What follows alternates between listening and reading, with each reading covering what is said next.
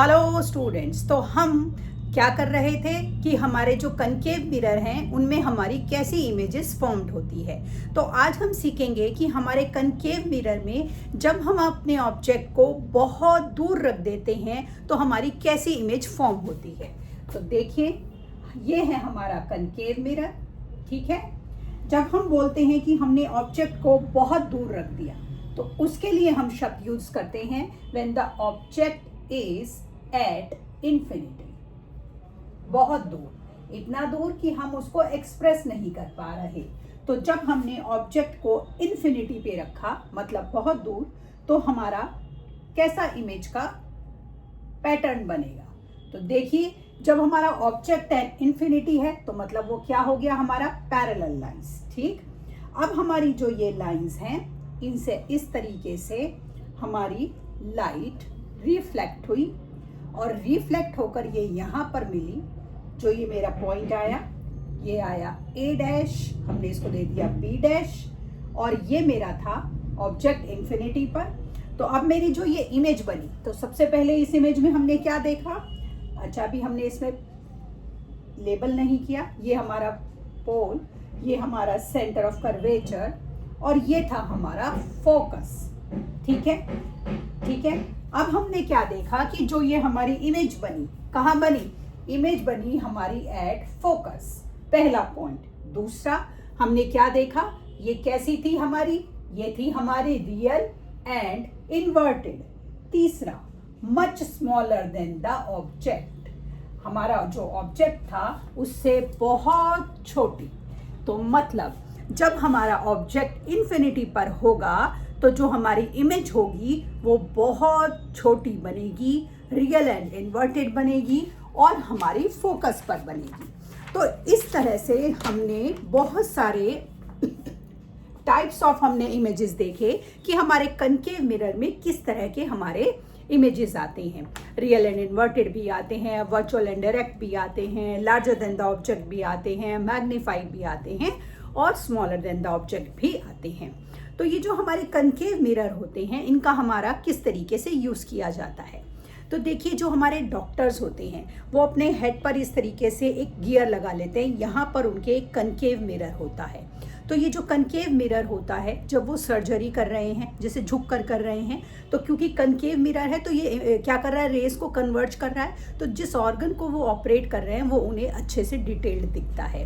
या जो ENT specialist होते हैं वो भी इसी तरह से एक हेड गियर लगा लेते हैं, जहाँ पर यहाँ टॉप पर यहाँ पर उनका कनकेव मिरर होता है। तो वो हमारे आईज, नोज, थ्रोट में अपना क्या करते हैं, अच्छे तरह से उस चीज़ को देखकर हमारा ट्रीटमेंट करते हैं।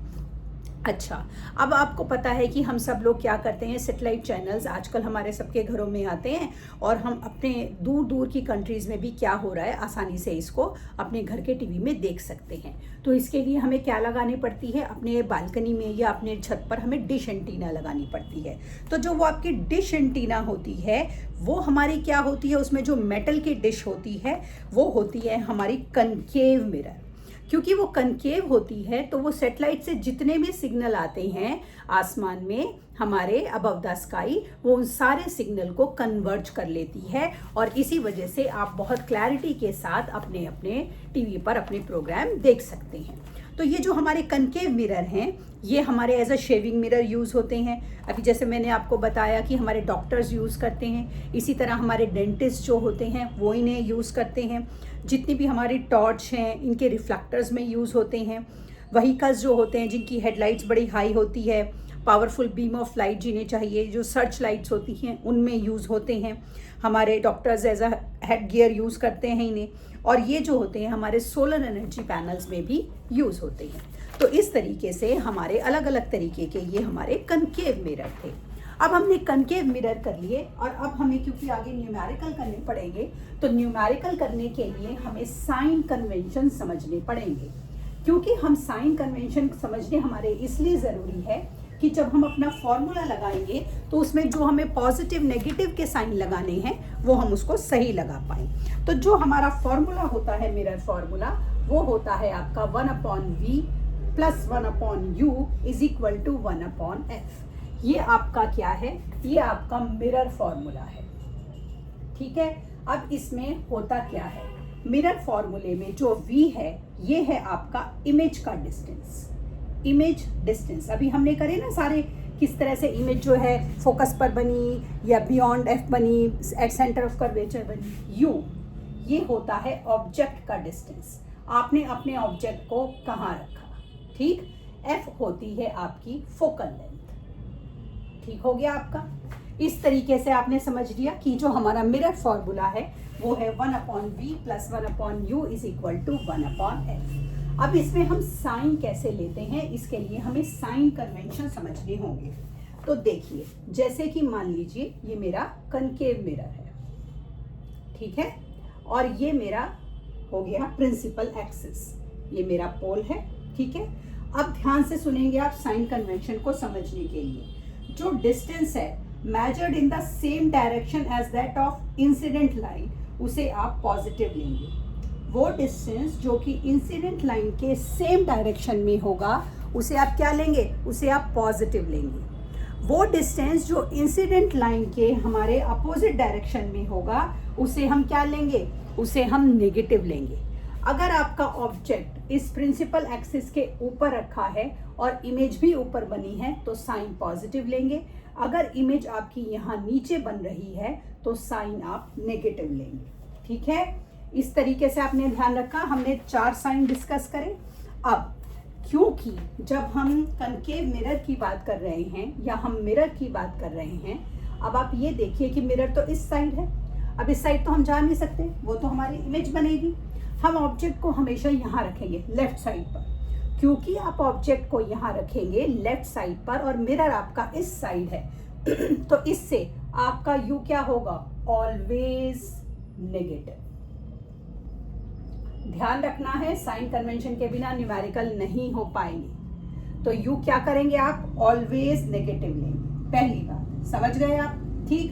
अब जो आपका v है इमेज डिस्टेंस, वो आपका कन्वेक्स मिरर में हमेशा पॉजिटिव होता है और कनकेव में पॉजिटिव भी हो सकता है और नेगेटिव भी। क्या हो सकता है, पॉजिटिव भी हो सकता है, नेगेटिव भी इन केस ऑफ कनकेव। लेकिन कन्वेक्स में ये हमेशा हमारा क्या होता है, पॉजिटिव होता है इन केस ऑफ कन्वेक्स, ठीक। अब जो हमारा फोकल लेंथ होता है, फॉर्मूले में हमने एफ लगाया था, फोकल लेंथ। फोकल लेंथ जो होता है हमारा कनकेव मिरर का, वो हमेशा नेगेटिव होगा, ऑलवेज नेगेटिव, ठीक है।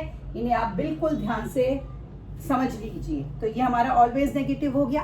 अब जब आप एक ऑब्जेक्ट को रख रहे हैं, जैसे मैंने ये ऑब्जेक्ट मान लीजिए रखा है यहाँ, तो इसे हम बोलते हैं h1, हाइट ऑफ ऑब्जेक्ट।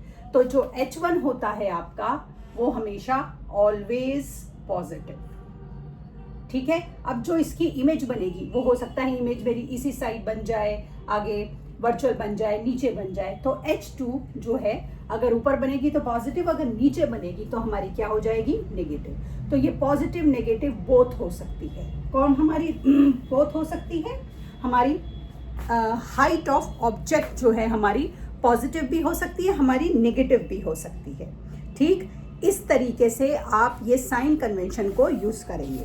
अब जब हम मिरर फॉर्मूला लगाते हैं तो मिरर फॉर्मूला में हमारा, ठीक है, ये हो गया। अब मिरर फॉर्मूला देखिए हमारा क्या था। जो हमारा मिरर फॉर्मूला था वो था 1/v plus 1/u is equal to 1/f, ठीक है। अब इसके अलावा हम एक मैग्निफिकेशन का फॉर्मूला यूज करते हैं जो होता है h2/h1। h2 क्या होती है, h2 होती है हाइट ऑफ इमेज, जो आपकी इमेज बनी उसकी हाइट, ठीक है। और h1 क्या होती है, हाइट ऑफ ऑब्जेक्ट, जो आपने ऑब्जेक्ट लिया उसकी हाइट, ठीक। तो जो मैग्निफिकेशन है हमारा m जो है, अगर हमारा m पॉजिटिव होगा तो यानी कि हमारा क्या है कि इमेज बन रही है हमारी वर्चुअल और इरेक्ट है। अगर ये हमारा मोर देन 1 होगा तो मतलब इमेज जो है आपकी लार्जर देन द ऑब्जेक्ट है, और अगर ये लेस देन 1 होगा तो मतलब आपकी जो इमेज है वो स्मॉलर देन द ऑब्जेक्ट है, ठीक।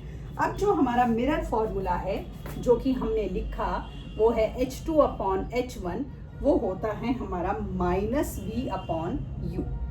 तो अब क्या होता है, कई बार हमें न्यूमेरिकल दिया होता है तो इनमें से हमें 3 वैल्यू, कोई सी भी 3, ये दे दिया, ये दे दिया, ये दे दी जाती हैं। तो चौथी वैल्यू को हम इस फॉर्मूले को यूज करके निकाल सकते हैं।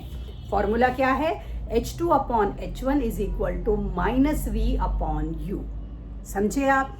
इस तरीके से हम साइन कन्वेंशंस यूज करेंगे। तो कल की क्लास में हम अपने न्यूमेरिकल्स कंटिन्यू करेंगे, मतलब शुरू करेंगे। तब तक के लिए शुभ रात्रि।